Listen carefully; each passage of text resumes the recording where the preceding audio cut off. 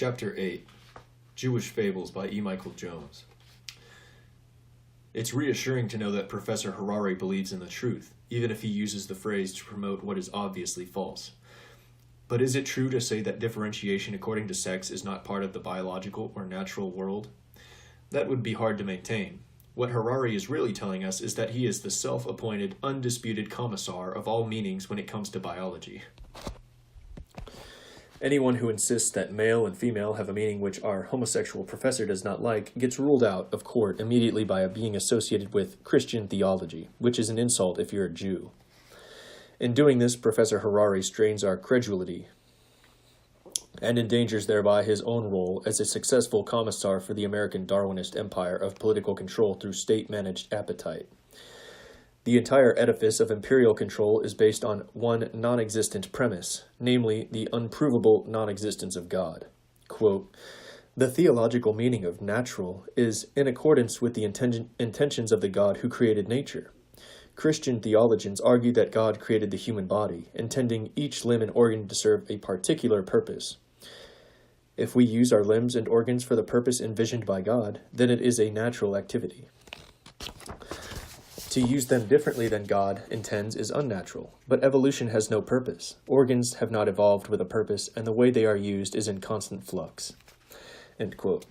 We agree completely with what Harari had to say about God and purpose in nature. But Harari is so intent on disproving Christian theology that he failed to see that he undermined the fundamental tenet of natural selection when he told us that organs have not evolved with a purpose. Isn't success in the struggle for survival the whole point of natural selection? Doesn't that qualify as purpose? Isn't that the purpose at the heart of the idea of survival of the fittest? Isn't survival a purpose? Isn't that why an organism with sharper eyes wins out over one which can't see as well? Does the eye have no purpose? Does the eye see? Does the ear hear? Does the nose detect odors? Does the wing enable flight? Everywhere we look in nature, we see purpose. The purpose of the lion is to catch the deer. If we are Darwinists, we see natural selection aiding the purposeful behavior of some organisms over others, unless we are blinded, as Professor Harari is, by a Jewish animus toward Christianity and a homosexual animus against nature. At this point, I can imagine Darwin, if not rolling over in his grave, then certainly rolling his eyes and feeling vindicated in his belief that the Anglo-Saxon's race was intellectually superior to the Semitic. Scientists studying the inner workings of the human organism, Harari informs us at another point, quote, "have found no soul there. They increasingly argue that human behavior is determined by hormones, genes, and synapses, rather than by free will. The same forces that determine the behavior of chimpanzees, wolves, and ants. Our judicial and political systems largely try to sweep such inconvenient discoveries under the carpet. But in all frankness, how long can we maintain the wall separating the Department of Biology from the departments of law and political science?" End quote. As we have already shown, there is no separation. Biology, as interpreted by the professors of Darwinism, has been given the force of law in a system of complete control. All objections based on logos are ruled out of court by this ideological system. All religious and moral claims are debunked as unreal by an appeal to biology, which is to say biological determinism. Yet any appeal to biology as proof that sexual differentiation is part of nature gets debunked by the claim that all sex roles are culturally created. It's heads I win, tails you lose. Or as Professor Harari puts it, myths, rather than biology, define the roles, rights, and duties of men and women.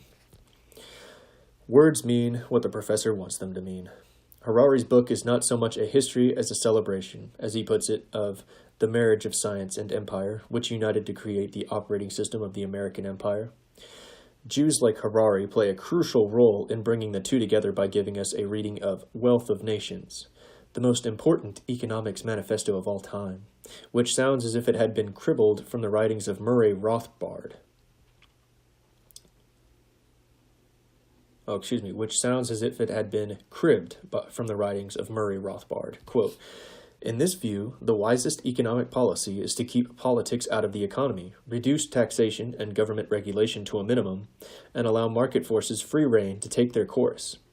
Private investors, unencumbered by political considerations, will invest their money where they can get the most profit.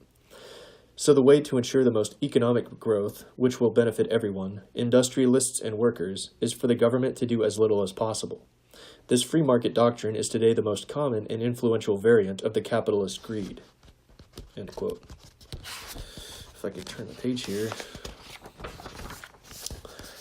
Adam Smith, as a result, comes off sounding a lot like Gordon Gekko. What Smith says, Harari tells us, as if letting us in on the inside story, is in fact that greed is good. End of chapter 8. Jewish Fables by E. Michael Jones.